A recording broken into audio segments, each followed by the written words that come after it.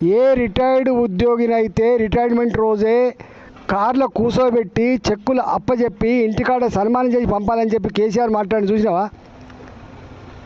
ఇవాళ retired employee సంవత్సరమైనా 2 సంవత్సరాలు retirement benefits వస్తలేవు.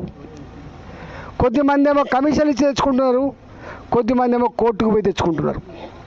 దుస్తుంది అలా. ఏమనంటే వాడు రాజు చేసిండు, వీళ్ళు రాజు చేసిండు, దివాళి తీసి ఇది కాదు కదా.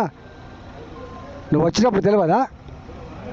రాష్ట్ర ఆర్థిక పరిస్థితి మీద మీరే కదా శాసనసభలో మాట్లాడింది, అనేక సందర్భాలు మాట్లాడింది. మీరు తెలిసే కదా మీరు హామీలు ఇచ్చింది.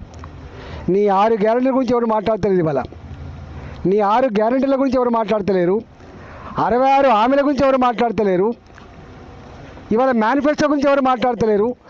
మాట్లాడుతున్న వల్ల ఉన్నదాన్ని నన్ను ఇవ్వండి బాబు అంటున్నారు వాళ్ళు. పాపం ఉన్నదాన్ని దండం పెడతాం, ఉన్న పెన్షన్ టైంకి ఏమంటున్నారు. ఇది దుస్థితి.